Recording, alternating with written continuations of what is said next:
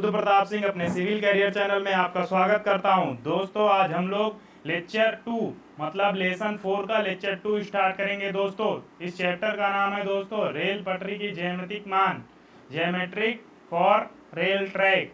तो आइए दोस्तों आज हम लोग देखेंगे इसमें कौन सी टॉपिक हमें पढ़ना है, तो फिर इसको हम पढ़ाई स्टार्ट करेंगे। दोस्तों आज चलिए पहले जानकारी लेते हैं टॉपिक की। ठीक, ये टॉपिक कौन कौन सी टॉपिक हमें इस लेक्चर में कंप्लीट करना है।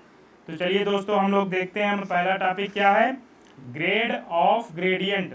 ग्रेड ऑफ ग्रेडियंट का मतलब होता है दोस्तों ढाल या प्रवणता। दूसरा टॉपिक है दोस्तों हमारा need of gradient. Need of gradient क्या होता है उसको देखेंगे। ढाल का आवश्यकता हमें कहाँ पड़ता है, ढाल की आवश्यकता क्यों होती है, इसके बारे में देखेंगे। ठीक दोस्तों, फिर हमारा आता है तीसरा topic types of gradient. Types of gradient का मतलब होता है दोस्तों ढाल के प्रकार। ढाल के प्रकार कितने प्रकार के होते हैं, कौन कौन से ढाल कहाँ कहाँ दिया जाता है, इसके बारे में अध्ययन करेंगे दोस्तों। फिर हमारा फोर्थ नंबर में आता है grade composition of curve. Grade composition of curve का मतलब होता है दोस्तों कि ढाल की प्रतिकार कहाँ होती है, कब कितने % ढाल दी जाती है, इसको देखेंगे। ठीक दोस्तों ये टॉपिक में। फिर हमारा आता है कर्व्स। कर्व क्या है दोस्तों, वक्र किसे कहते हैं, वक्र कहाँ दिया जाता है, उसको देखेंगे।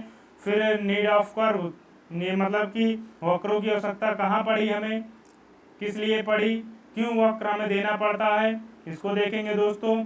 फिर हम लोग हमारा दोस्तों लास्ट टॉपिक क्या आएगा, widens place for curve. Widens place for curve मतलब इसका हिंदी होता है, क्या होता है दोस्तों, परिहार क्या होता है, इसको देखेंगे दोस्तों इस टॉपिक में। ठीक, इसका हिंदी है वक्र परिहार। तो चलिए दोस्तों हम लोग अपनी पढ़ाई स्टार्ट करते हैं नोट से। चलिए दोस्तों हम लोग देखते हैं। पहला टॉपिक था हमारा ग्रेड और ग्रेडियंट, इसे बोलते हैं ढाल या प्रवणता। प्रवणता क्या होता है दोस्तों, चलिए आइए देखते हैं। रेल पटरी के अनुदैर्ध्य दिशा में उठान, उठान को बोलते हैं इंग्लिश में दोस्तों राइज, तथा पतन, पतन मतलब बोलते हैं दोस्तों इंग्लिश में फॉल की दर को ढाल या प्रवणता कहते हैं। मतलब कहने का समझ में आया दोस्तों, जब कोई उठान होता है या पतन मतलब ऊंचाई से नीचे की तरफ आता है तो उसे क्या बोलते हैं दोस्तों, ढाल या प्रवणता बोलते हैं। ठीक, रेल पटरी जब समान तल पर नहीं होती है तब यह ढाल में होती है। जब समान तल पे नहीं होगी दोस्तों रेल पटरी तो किस में होगी, ढाल में होगी। ठीक, हमारे सामने की दिशा में जब यह ऊपर को उठती दिख पड़े तो यह चढ़ती ढाल राइजन ग्रेडियंट कहलाता है दोस्तों। ठीक, और जब यह नीचे को उतरती हमें दिख रही है कि नीचे की तरफ उतर रही है दोस्तों, तो इसे उतरती ढाल अर्थात फॉलिंग ग्रेडियंट कहलाता है। ठीक दोस्तों, मान लो रेल पटरी का उठान 500 मीटर की लंबाई में 1 मीटर है। कहने का मतलब समझ में आ रहा है दोस्तों, 500 मीटर लंबी रेल है जिसमें उसका उठान कितना है, 1 मीटर है। तो यह 500 में 1 की उन्नत ढाल मतलब अपवर्ड ग्रेडियंट कहलाएगी। यदि पटरी नीचे को जा रही है तो यह नत ढाल अर्थात डाउनवर्ड ग्रेडियंट कहलाती है। ढाल को प्रतिशत में भी व्यक्त किया जा सकता है। देखिए दोस्तों कैसे, जैसे 1/500 है मल्टीप्लाई 100 है। ठीक दोस्तों, जब ये हमारा 2 जीरो ऊपर है 2 जीरो नीचे, दोनों को काट देंगे दोस्तों तो ये क्या बचेगा हमारा, जब इसको डिवाइड करेंगे तो 0.2% की ढाल। इस प्रकार 100 में 1 की ढाल, मतलब अभी तक कितना दोस्तों 500 में कितने का ढाल था, 1 का। अब इसमें भी 100 में 1 का ढाल, जब 100 से 100 कैंसिल कर देंगे दोस्तों तो हमारा निकल के आ जाएगा 1% की ढाल कहलाती है। ठीक दोस्तों, विभिन्न ऊंचाई अथवा तलों वाले स्टेशनों तक पहुंचने के लिए ढाल देना बहुत जरूरी होता है। ठीक दोस्तों, पहला उद्देश्य हमारा ये है। दूसरा उद्देश्य है दोस्तों नदी नालों को पर्याप्त मुक्तांतर फ्री बोर्ड पर पार करने तथा पाठन तल तक पहुंचने के लिए दिया जाता है। समझ में आया दोस्तों, हमारा रेल मार्ग पर मिट्टी कार्य की मात्रा न्यूनतम रखने के लिए ये ढाल या स्लोप दिए जाते हैं। ठीक दोस्तों, 4th नंबर में आता है दोस्तों हमारा संरेखण उठान पर पतन को समान रखने के लिए दिया जाता है। संरेखण तथा उठान पर पतन को समान रखने के लिए दिया जाता है, ढाल को समान रखने के लिए दिया जाता है, स्लोप दिया जाता है। ठीक दोस्तों, प्रवणता ढाल के, अब देखेंगे दोस्तों, अब हम लोग देखेंगे दोस्तों अगला टॉपिक क्या है। ढाल के प्रकार रेल मार्ग पर दिए जाने वाली ग्रेडियंट निम्न प्रकार के होते हैं। कौन कौन से होते हैं दोस्तों, आइए देखते हैं। दोस्तों हमारा पहला इसमें दिया गया है नियंत्रक ढाल। नियंत्रक ढाल दोस्तों इसे इंग्लिश में बोलते हैं रोलिंग ग्रेडियंट। सेकंड नंबर में दोस्तों दिया गया है संवेग ढाल, इसे बोलते हैं मोमेंटम ग्रेडियंट। फिर दोस्तों हमारा तीसरे नंबर पे दिया गया है पुशर ढाल। पुशर ढाल को बोलते हैं दोस्तों पुशर और हेल्प ग्रेडियंट। ठीक दोस्तों, फोर्थ नंबर में आता है दोस्तों स्टेशन यार्ड ढाल। स्टेशन यार्ड ढाल में क्या होता है दोस्तों, स्टेशन यार्ड ढाल को स्टेशन यार्ड ढाल ही बोलते हैं। ठीक दोस्तों, अभी चारों ढाल कहाँ दी जाती है, कब दी जाती है, इसके बारे में जानते हैं। ढाल होती क्या है उसको देखते हैं। ठीक दोस्तों, पहला ढाल है दोस्तों हमारा नियंत्रक ढाल। नियंत्रक ढाल क्या होता है, रोलिंग ग्रेडियंट, उसको देखते हैं दोस्तों। रेल पथ पर दी जाने वाली कार्यकारिक ढाल जिस पर एक समान शक्ति वाला रेल इंजन अधिकतम भार सरलता पूर्वक चढ़ाई खींच सकता है को नियंत्रक ढाल कहते हैं। कहने का मतलब दोस्तों, जब एक इंजन लगा होता है, इंजन की सहायता से जितने रेल के डिब्बे उसे आराम से आगे तक खींच ले जाता है, उसे हम क्या बोलते हैं दोस्तों, नियंत्रक ढाल बोलते हैं। उसमें ज्यादा स्लोप नहीं दिए जाते हैं। ठीक, जैसे आपको दिया गया है दोस्तों, ये फिगर भी बनाया गया है। अब फिगर में आपको समझाते हैं दोस्तों। फिगर में देखिए दोस्तों, ये P दिया हुआ है, ये हमारा थीटा दिया हुआ है, ये दोस्तों हमारा W दिया हुआ है, ये H दिया हुआ है और ये L दिया हुआ है। दोस्तों पहले जानते हैं हमारा है क्या, ये जो इंग्लिश में वर्ड लिखा है इसे क्या किससे डिनोट करते हैं। ठीक दोस्तों, पहले हमारा देखो W जो है दोस्तों हमारा यहाँ है भार, फिर उसके बाद हमारा जो थीटा दिया है दोस्तों हमारा क्या है, स्लोप। ये जो हमारा दोस्तों P दिया है हमारा शक्ति है, L लंबाई है, H ऊंचाई है। ठीक दोस्तों, जानते हैं W भार की गाड़ी को थीटे की ढाल पर खींचने के लिए इंजन को अतिरिक्त शक्ति P लगानी पड़ेगी। समझ में आया दोस्तों। इसमें जब अगर स्लोप दिया गया है और इसमें अगर हम गाड़ी को खींचते हैं तो इसमें अतिरिक्त भार इंजन को लगाना पड़ेगा। ठीक, तो P upon W equal to sine theta मान लेते हैं दोस्तों। तो P इक्वल टू जब हम W से इससे मल्टीप्लाई कर देंगे साइन थीटा तो हो जाएगा दोस्तों P equal to W sine theta, क्योंकि थीटा का मान बहुत कम होता है। ठीक दोस्तों, तो यहाँ क्या हो जाएगा P W टेन थीटा या P equal to W H upon 2 हो जाएगा। ठीक दोस्तों, P equal to W into gradient, ये हमारा फार्मूला निकल के आ जाएगा दोस्तों। अब हम लोग देखेंगे दोस्तों रेल पथ के लिए नियंत्रक ढाल निम्नलिखित ली जाती हैं। कहाँ कितना ढाल लिया जाता है, रेल पथ के लिए नियंत्रक ढाल निम्नलिखित ली जाती हैं। देखिए दोस्तों कहाँ और कितनी ढाल ली जाएंगी। मैदानी क्षेत्रों में दोस्तों हम लोग कितना ढाल लेते हैं, 1/150 की ढाल लेते हैं मैदानी क्षेत्रों में दोस्तों।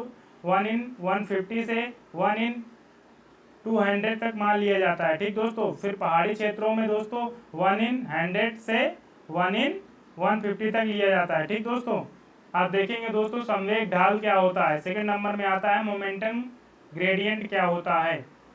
मोमेंटम ग्रेडियंट क्या है, आइए जानते हैं इसके बारे में।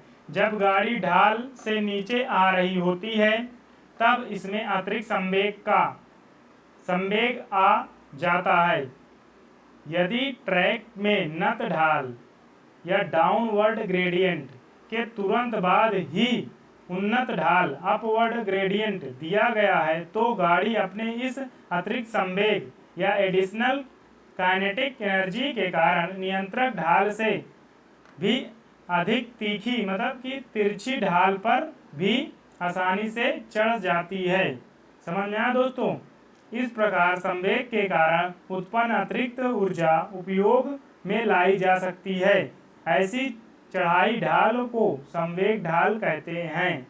कहने का मतलब कुछ समझ में आया दोस्तों आपको। इसमें क्वेश्चन हमें ये मतलब समझा रहा है, आंसर दिला रहा है इसमें से कि अगर हम लोग दोस्तों क्या करेंगे, जैसे हम लोग नियंत्रक ढाल बनाए थे तो एडिशनल काइनेटिक एनर्जी के कारण नियंत्रक ढाल से भी अधिक तिरछा ढाल पर भी आसानी से चढ़ सकती है। कब दोस्तों, इस प्रकार के संवेग के कारण उत्पन्न अतिरिक्त ऊर्जा में लाई जा सकती है। जो ये दोस्तों ये तिरछा ढाल दिया जाता है तो इससे क्या कारण हो जाता है दोस्तों, ये ऊर्जा अधिक स्पीड में हो जाती है जिसके कारण हमारा जो संवेग होता है, संवेग के कारण ही हमारा ये जो गाड़ी होती है वो लोड खींच ले जाती है। ठीक दोस्तों, इसी को हम लोग बोलते हैं संवेग ढाल कहलाता है। दोस्तों फिर से एक बार आइए देख लेते हैं। जब गाड़ी ढाल से नीचे आ रही होती है, जब गाड़ी दोस्तों अगर ढाल से छोड़ी जाती है, जब नीचे आती है, तब इसमें अतिरिक्त संवेग आ जाता है। संवेग आ जाता है दोस्तों, ये मतलब अगर हम किसी चीज़ को, पत्थर को ऊपर से नीचे फेंकेंगे, क्या होगा दोस्तों, पत्थर अपने आप बहुत स्पीड से नीचे गिरेगा। तो उसी प्रकार दोस्तों इसमें क्या होता है, इसमें संवेग आ जाता है। यदि ट्रैक में नत ढाल मतलब समझ रहे हैं दोस्तों, डाउनवर्ड ग्रेडियंट के तुरंत बाद, मतलब उसके तुरंत बाद अपवर्ड ग्रेडियंट में उन्नत ढाल दी जाती है, तो गाड़ी अपने इस अतिरिक्त संवेग एनर्जी काइनेटिक एनर्जी के कारण नियंत्रक ढाल से अधिक तिरछी ढाल पर भी आसानी से चढ़ जाती है। इस प्रकार संवेग के कारण उत्पन्न अतिरिक्त ऊर्जा उपयोग में लाई जा सकती है। ऐसी चढ़ती ढाल को संवेग ढाल कहते हैं। ठीक दोस्तों, संवेग घाटियों में दी जाती है। इस ढाल के मान नियंत्रक ढाल से कम होते हैं। कहने मतलब समझ में आया दोस्तों, ये ढाल कहाँ दिया जाता है, ये ढाल दोस्तों हमारा घाटियों में दी जाती है। इस ढाल के नियंत्रक मान जो है दोस्तों क्या होता है, नियंत्रक ढाल से कम होता है। इस ढाल के मान जो होते हैं दोस्तों नियंत्रक ढाल से कम होते हैं। ठीक दोस्तों, हम लोग तीसरा देखेंगे, धकेल प्रवणता या पुशर ढाल किसे कहते हैं। पुशर ऑफ हेल्पर ग्रेडियंट क्या होता है। पहाड़ी क्षेत्रों में रेल मार्गों की लंबाई कम करने के लिए तथा चट्टानों को कटान न्यूनतम रखने के लिए नियंत्रक ढाल से अधिक तीखी मतलब तिरछी ढाल दी जाती है। करने पर मार्ग का निर्माण व्यय कम हो जाता है। नियंत्रक से अधिक दी गई ढाल को पुशर ग्रेडियंट कहते हैं। अगर नियंत्रक से अधिक ढाल दी जाती है दोस्तों, क्या बोलते हैं उसे, पुशर ग्रेडियंट बोलते हैं। ऐसी ढाल पर गाड़ी को ऊपर को खींचने पुश के लिए अतिरिक्त इंजन लगाया जाता है। जब 1/75 में 1/100 का पुशर ग्रेडियंट रखा जाता है, गाड़ी में ऊपर को जाते समय 2 इंजन लगाने पड़ते हैं। समझ में आया दोस्तों, जब हम लोग 1/75 से 1/100 का पुशर ग्रेडियंट रखते हैं तो हमें क्या करना पड़ेगा दोस्तों, इसमें 2 इंजन लगाना पड़ेगा, तभी ये हमारी गाड़ी को खींच पाएगा। ठीक, फोर्थ नंबर, हिमालयन रेल मार्ग जो 0.61 सेंटीमीटर संक्रिय गेज का है, इसके कुछ भाग में 1/25 का पुशर ग्रेडियंट दिया गया है। ठीक, अब दोस्तों हम लोग पढ़ेंगे स्टेशन यार्ड ढाल क्या होता है। अरे दोस्तों, हम लोग जानते हैं स्टेशन यार्ड ढाल क्या होता है। सामान्यतः स्टेशन यार्ड पर रेल ट्रैक को कोई ढाल नहीं देनी चाहिए, क्योंकि इससे क्या क्या होता है दोस्तों, गाड़ी को रुकी हुई स्थिति में स्टार्ट करने के लिए इंजन को अधिक शक्ति लगानी पड़ती है।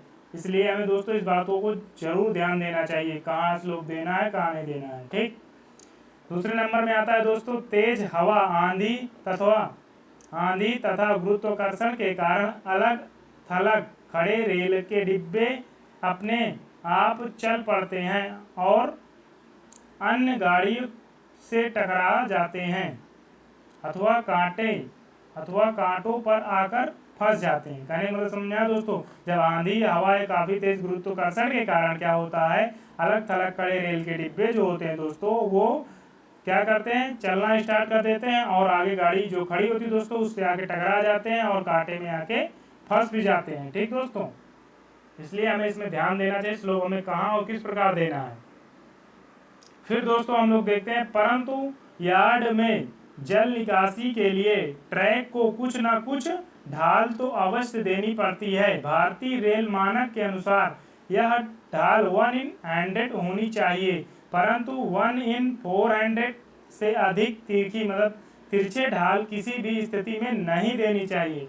देख रहे हो दोस्तों, कब ढाल नहीं देनी चाहिए, जब दोस्तों कि इसमें 1/100 की ढाल दी गई हो, तो कहने का मतलब है कि 1/100 की ढाल से अधिक ढाल इसमें हमें नहीं देनी चाहिए ज़्यादा, क्योंकि 1/400 से 1/400 के बीच में ही ढाल रहनी चाहिए। इससे कम हो सकती है, इससे 400 से ज़्यादा नहीं हो सकती। ठीक दोस्तों, ढाल प्रतिकार क्या होता है दोस्तों, उसको देखते हैं। ग्रेड कंपैक्शन ऑन कर्व क्या होता है दोस्तों, चलिए आइए जानते हैं इसके बारे में। जब गाड़ी वक्र पर होती है। जब गाड़ी वक्र पर होती है तो इंजन को अधिक मतलब संघर्षण प्रतिरोध ट्रैक्टिव रेजिस्टेंस के कारण सीधे मार्ग की अपेक्षा अतिरिक्त शक्ति लगानी पड़ती है। इस प्रकार यदि वक्र पर ऊपरी ढाल भी दी गई है तो यह ढाल नियंत्रक या रोलिंग होते हुए भी इस ट्रैक पर गाड़ी की समान रफ्तार बनाए रखने के लिए क्या करना पड़ेगा दोस्तों, समान रफ्तार बनाए रखना कठिन होता है। इसीलिए वक्रों पर नियंत्रक ग्रेडियंट से कुछ कम ढाल दी जाती है। इस प्रकार कम की गई ढाल को ढाल प्रतिकार कहते हैं। चलिए दोस्तों आगे देखते हैं। ढाल प्रतिकार वक्र की प्रति डिग्री के प्रतिशत में निम्नलिखित प्रकार से लिया जाता है। पहला दोस्तों कैसे है दोस्तों, बड़ी लाइन ब्रॉड गेज के लिए 0.04% प्रति डिग्री लिया जाता है दोस्तों।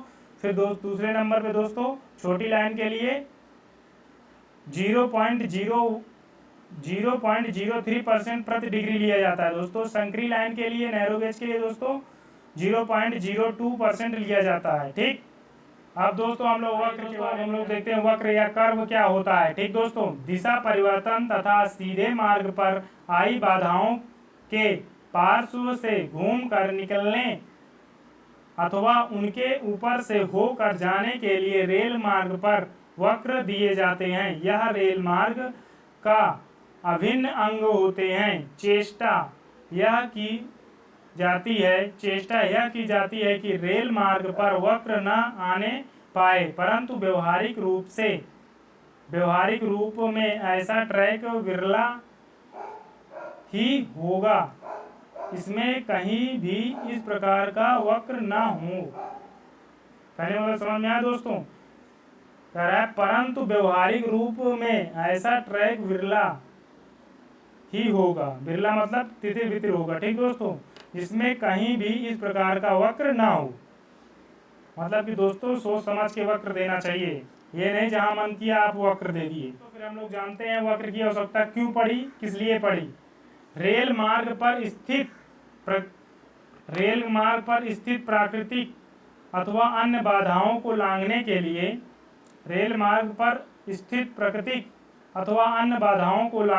लिए नदी नाले आदि को न्यूनतम पाट पर अथवा समकोण पर पार करने के लिए ऐसा करने पर पुल की निर्माण लागत न्यूनतम आती है। कहने वाला समझ में आया दोस्तों। क्या होता है कि अगर मान लो सामने नदी पड़ रही है, अगर हम वक्र दे के निकाल ले जाते हैं, नदी क्रॉस नहीं करवाते हैं, तो क्या होता है दोस्तों कि इसमें जो लागत होती है वो कम हो जाती है। वक्र की वजह से अगर कहीं से रास्ता है तो उसे हम निकाल देते हैं। ठीक, फिर तीसरे नंबर में क्या दोस्तों, गंतव्य स्थानों नगरों तक पहुंचाने के लिए वक्र दिया जाता है। मार्ग पर कटान अथवा भरावों को न्यूनतम रखने के लिए वक्र दिया जाता है। अब हम लोग दोस्तों अगला टॉपिक देखेंगे, वक्र परिहार क्या होता है। अवॉइडेंस प्लेस फॉर कर्व क्या है दोस्तों, वक्र के कारण रेल की पार्श्व में बंकन की संभावना रहती है। ठीक दोस्तों, और बाहरी अथवा भीतरी रेल पर अतिरिक्त भार पड़ता है। यात्री भी वक्र पर गाड़ी के घूमते समय परेशानी अनुभव करते हैं। वक्र पर गाड़ी के अवपतन डेरेलमेंट की संभावना अधिक होती है। अतः इन अथवा अन्य कारणों से निम्न स्थानों पर रेल पथ पर वक्र नहीं देनी चाहिए। ठीक दोस्तों, वक्र कहाँ नहीं देना चाहिए, देखिए इन पर अन्य कारणों से निम्न स्थानों पर रेल पथ पर वक्र नहीं देना चाहिए। कहाँ नहीं देना चाहिए देखते हैं दोस्तों, स्टेशन यार्ड तथा स्टेशन की पहुंच पर। स्टेशन यार्ड अगर आ रहा है दोस्तों, स्टेशन पहुंचने वाले हैं, तो वहां पर हमें क्या करना चाहिए दोस्तों, वहां हमें स्लोप नहीं देना चाहिए। दूसरे नंबर पे दोस्तों, पुलों सुरंगों तथा समतल पार्कों पर कभी स्लोप नहीं देना चाहिए, वक्र नहीं देना चाहिए। ठीक दोस्तों, स्लोप तो देना पड़ेगा मगर वक्र नहीं देना चाहिए। तीसरे नंबर पे दोस्तों, अत्यधिक ढालू ट्रैक पर नहीं देना चाहिए वक्र। जहां अधिक ढलान रहे, स्लोप रहे, तो वहां हमें नहीं देना चाहिए दोस्तों वक्र। तो फोर्थ नंबर में है दोस्तों, अतिरिक्त कटान वाले ट्रैक पर, क्योंकि इससे दस्त दूरी घट जाती है। ठीक दोस्तों, आपको समझ में आ गया स्लोप कहाँ देना चाहिए, वक्र कहाँ देना चाहिए। वक्र आवश्यकता क्यों पड़ती है दोस्तों, ये आपको इस वीडियो में पूरा कंप्लीट कर दिया गया टॉपिक दोस्तों। आप लोगों ने दोस्तों हमारी यहाँ तक वीडियो देखी उसके लिए बहुत बहुत धन्यवाद दोस्तों। आप अपने सिविल कैरियर चैनल को लाइक शेयर एंड सब्सक्राइब करें। धन्यवाद दोस्तों, आपने यहाँ तक हमारी वीडियो देखी।